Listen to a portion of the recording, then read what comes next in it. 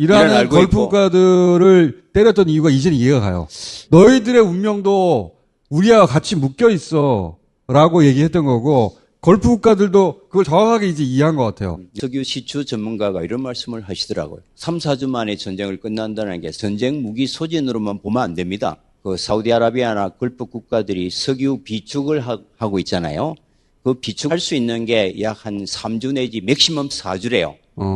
그걸 팔지 못하고 창고에 꽉 차면은 생산하는 밸브를 잠가야 되잖아요. 그 밸브를 잠그면은 큰일 난대요. 그 원료는 끈적끈적해하고 배관이 다 물로 붙어가지고 다시 쓸 수 없을 뿐만 아니라 그걸 잠그면은 수압 조정이 실패해서 화학약품을 넣어서 그걸 다시 끄집어낸다 하더라도 퀄리티 때문에 못 쓰게 된대요. 그리고 조금만 더 지나면은 완전히 굳어버리면 폐기 처분해야 될 정도로 위험하대요.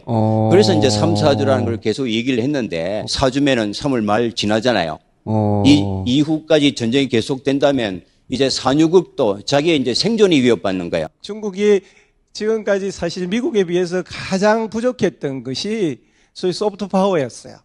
중국이 실제적으로 알고 보면 존점도 많이 있고 미국과 비등비등하게 기술 과학들이 따라가 있는데도 세계는 중국을 아직도 후진적이고 오명한 데가 있고 뒤통수를 칠 것 같고 핸드폰 해킹할 것 같고 이런 국가의 이미지가 계속 있었는데 트럼프가 이렇게 해줌으로써 이것이 급속하게 바뀌고 있어요. 미국하고 중국하고 누구하고 파트너를 하고 싶니? 그랬더니 중국이 훨씬 높게 나왔어요. 트럼프 하는 거 보면은 어떻게 파트너가 되겠어요. 10년 뒤에 누가 최강국이 될 것 같니? 미국 빼고는 다 중국이라고 답을 했단 말이에요. 처음으로 발생하는 일이고요. 리비아의 가다피가 무너지고 사담 후세인이 무너진 것도 그게 본질적으로는 페트로 위한 문제였거든요. 미국은 도저히 용납할 수 없어가지고. 그렇죠. 네, 달러를 지금 무너뜨리려고 그래? 그때만 해도 아무도 미국의 그 무소불위의 힘에 대응할 여건이 안 됐는데 지금은 트럼프가 스스로 그 길을 열어주고 있으니까 뭐 저는 문화인류학을 전공하지만 트럼프가 와서 미국의 미래를 정말 형편없이 몰락을 앞당기게 됐던 그 결정적 역할을 해서 이거는 문명사적으로도 역사적으로도 어마어마한 나쁜 지도자로 뭐 기록할 건 당연한데요. 제국은 원래 스스로 망하는 법인데, 네. 근데 지금 우리가 그걸 실시간으로 보고 있는 셈이에요. 패권의 힘을 영어로는 헤게모니라고 그러잖아요. 그 헤게모니는 미국이 힘만 가져서는 안 되고요. 상대 국가가 미국의 힘을 인정해주고 그 시스템에 참여해 주어서 지금 패권을 유지하고 있는 거거든요. 그래서 미국이 뭔가 자기가 부족할 때 지금까지는 직접 나가서 주먹을 휘두르지도 않아도 됐어요.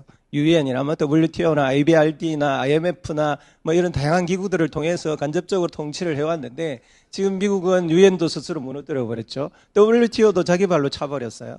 이제 남아있는 게 딱 두 가지 남아있습니다. 군사력하고 금융패권, 달러 패권이 남아있는데 지금 군사력도 이게 이상하다라는 게 지금 나오고 있잖아요. 미국이 추구했던 군사 패권이라는 것은 누구도 가지지 않는 무기로 압도적으로 상대방을 제압하는 공중전 중심으로 되었는데 이제 난데없이 싸구려 지금 들어오니 전쟁을 했는데 못 이기고 있단 말이에요. 이제 남아있는 게 금융 패권인데 페트로 위에나가 당장은 될 것 같지는 않습니다만은 저런 식으로 급속하게 진전이 된다면 미국은 트럼프 때문에 급속하게 미국의 제국의 위치를 놓치게 되는 결과로 도래하게 돼. 한국 전쟁하고 비슷하게 될 가능성이 저는 높다고 보는데요. 종전까지는 정말 복잡한 셈법이 있어서 쉽지 않을 거고요. 휴전의 조건을 받아들여야 될 이란의 필요성이 또 있습니다. 이번에 인도배를 통과시켜 준 건 인도가 석유를 사주고 군사훈련을 같이 해서 뿐만은 아닌 것 같고요.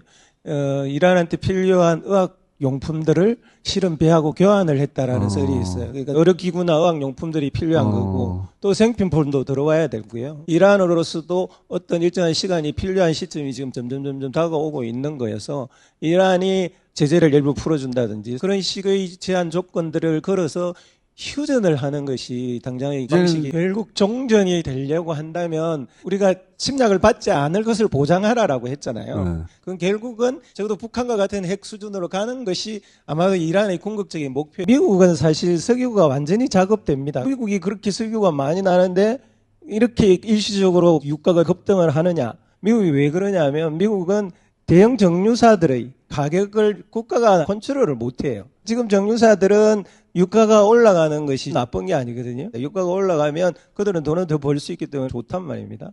그런 상황을 억제를 하는 시스템을 가지고 있어요.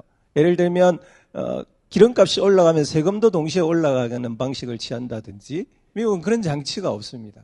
그러니까 세계 유가가 오르면 미국은 바로 그냥 세계 유가 값이 올라가 버리는 거예요. 우리는 지금 대통령이 그냥 최고 상한제 하자라고 하니까 그걸 할 수 있는 민주주의적 시스템들이 구축되어 있잖아요. 우리가 상당히 효율적인 민주주의 체제를 지금 여지껏 많은 고생을 해서 만들어놨다. 관전 포인트가 레바논입니다. 역대 최대로 이스라엘이 지상군을 파견해서 레바논에 지금 이제 침략 전쟁을 하고 있습니다. 현재 100만 명 이상의 이재민이 났고 한 1000명 가까이 죽었는데 베이루트 시내 한복판을 무차별 폭격하고 있습니다.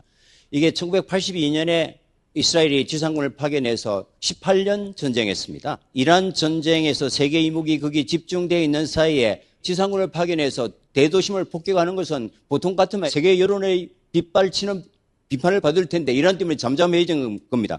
그래서 지금 이란을 좀 혼란 상태를 되도록 오래 유지해야 레바논 문제를 해결할 때까지 그래서 양쪽이 같이 봐야 됩니다. 지금 이제 레바논 하는 것으로 봐서는 이스라엘이 이란에 대한 휴전은 아직까지는 아젠다에 올려놓지는 않은 것 같습니다. 아무도 안 도와주니까 오늘 화가 되게 났나 봅니다. 그래가지고 처음으로 호르무즈 해협에 벙커부스트를 쓰세요. 자, 봐라. 너가 안 도와줘도 혼자서도 할 수 있어. 그러니까 이란이 어차피 트럼프를 상대해봐야 해결이 안 되는 거 알잖아요. 그래서 우리가 독자적으로 나머지 세상하고 얘기하겠다. 이게 이란의 전략인데요. 미국이 이제 전술에는 성공했지만 무기 힘을 가지고 이제 전략에는 실패했다. 미국 내에서 나오는 지금 이제 평가들이죠. 이 토마호크 미사일은 1년에 미국이 70개에서 80개 정도밖에 생산을 못한대요. 그러면 이미 다 썼다라고 보는 것이 맞거든요. 그러네. 그런데 새로 만드는데 기간이 많이 걸려요.